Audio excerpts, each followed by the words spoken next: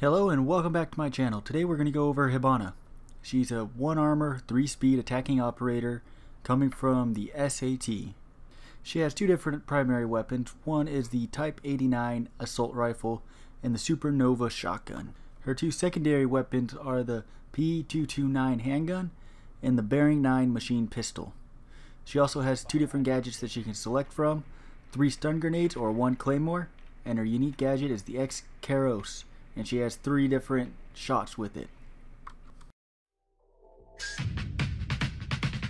Give them grand hands, say what's up America, half of you should know me, right? Other half a replica. Alright, so let's jump right into these weapons, starting with the Type 89.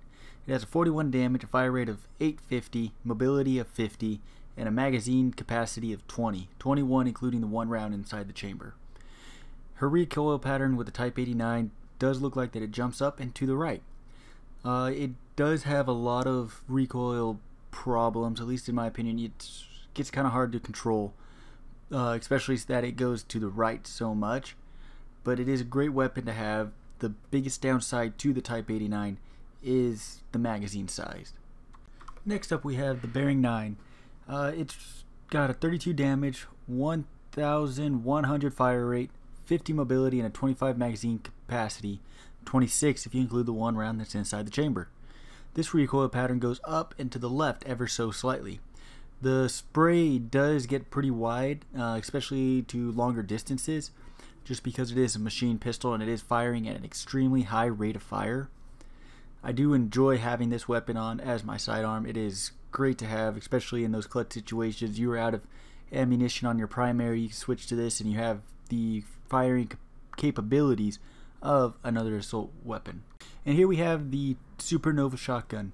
It has a 32 damage, pump action, single shot, fire rate, 50 mobility, and a capacity of 7 rounds. So now this recoil pattern with this shotgun is the tightest that I've seen on any shotgun in the game. It's a very weak shotgun based off of its damage. So this damage can be dealt at a longer distance than, say, another shotgun that has a higher damage.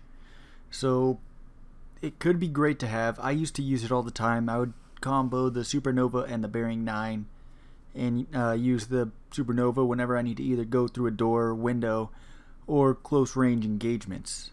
And last but not least, we have the P229 handgun. It's got 50 damage. It's a single shot weapon, mobility of 50, and a capacity of 12 rounds. Its recoil pattern is pretty tight. Everything stays within the torso area of the target shown. It does deal a lot of damage, surprisingly, for a pistol.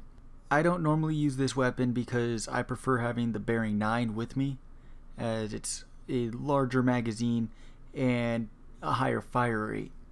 But you can never discredit this pistol. It is great to have.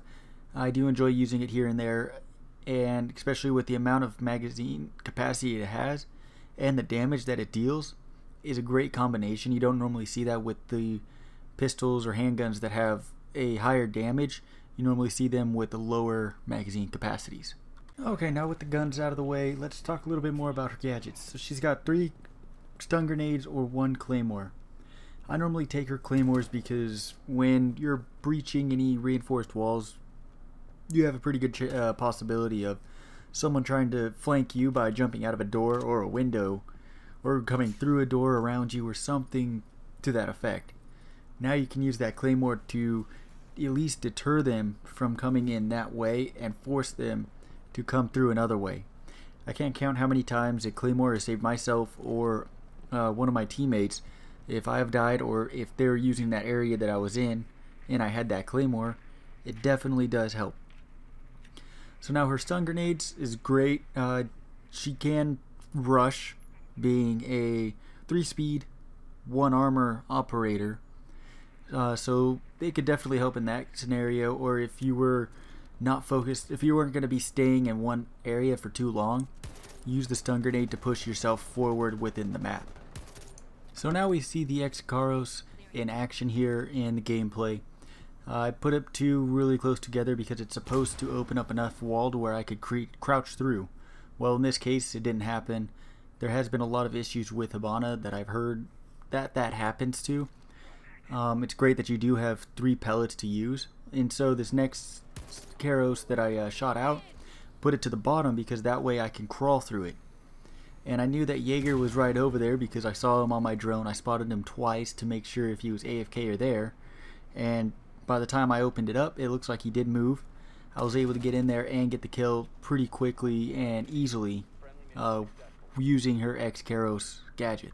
So after going through Hibana, using her for a while, and even with making up this review video, her gadgets are great, her weapons are great, her whole model, everything is great. And I definitely love to see her used in every round that I attack with, whether it's with me or somebody else on my team. And with that being said, I would definitely give Hibana a 8.5 rating as an operator. Howdy, hey everybody, I hope you guys enjoyed the review of Hibana.